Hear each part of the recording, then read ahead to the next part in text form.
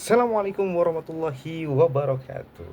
Perkenalkan, saya Saifuddin Maulana Sahroji, mahasiswa Universitas Terbuka UPBJJ Bogor dalam Prodi Teknologi Pendidikan pada tahun 2025. Kali ini kita akan belajar berkenaan dengan pelajaran dari sejarah Pancasila bagi generasi muda yang berfokus pada proses lahirnya Pancasila melalui sidang BPUPK dan sampai dengan Piagam Jakarta. Bagaimana pembahasannya? Ayo kita lanjutkan. Lahirnya Pancasila merupakan hasil histori panjang dan mendalam yang memang dilakukan oleh para founder atau founding father pendiri bangsa. Pada sidang BPUPK pada tanggal 29 Mei sampai dengan 1 Juni 1945, para tokoh bangsa seperti Muhammad Yamin, Supomo, dan Insinyur Soekarno mengemukakan gagasan tentang dasar negara Indonesia merdeka. Pada tanggal 1 Juni 1945, Insinyur Soekarno sebagai founding father negara kita memperkenalkan konsep Pancasila yang terdiri dari 5 prinsip utama, yaitu ketuhanan, kemanusiaan, persatuan, kerakyatan, dan keadilan sosial.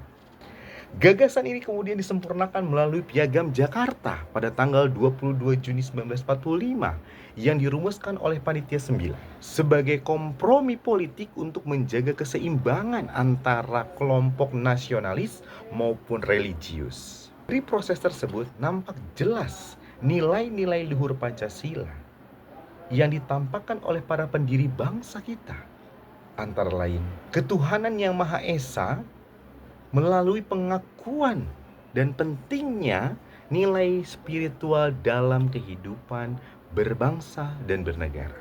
Persatuan Indonesia yang diwujudkan melalui kompromi kebangsaan, penghapusan ego golongan, yang ini menjadi sebuah nilai luhur persatuan bangsa Indonesia. Serta tidak memilih bagaimana ada kepentingan kaum nasionalis maupun kaum religius demi merekatkannya persatuan Indonesia.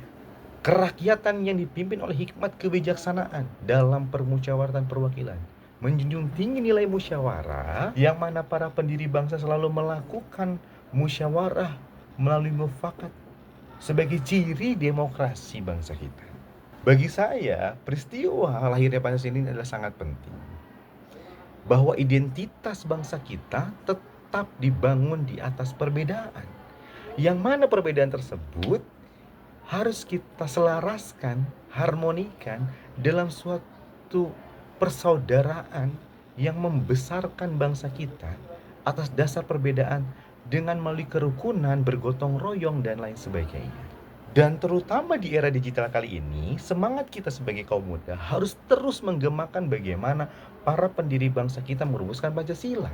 Dan Pancasila menjadi sebuah pandangan yang baik dalam hegemoni bermasyarakat. Di era digital ini kita harus sama-sama menghargai bagaimana sebuah perbedaan pendapat, bagaimana tetap menjalin sebuah persatuan di antara perbedaan spiritualitas. Kita harus tetap membangun kerukunan, bergotong royong, saling melindungi, dan saling menjaga bagaimana sebuah keadilan, mufakat, persatuan, dan seluruh rakyat Indonesia berhak melaksanakan ibadah sesuai dengan agamanya masing-masing. Dan ini dilindungi oleh negara. Dengan demikian, sejarah lahirnya Pancasila tidak hanya menjadi sebuah catatan saja di masa lalu, tapi terus semangatnya bergelora sampai dengan hari ini bagi kita untuk terus membangun Indonesia yang adil, toleran, dan beradab serta berkeadaban.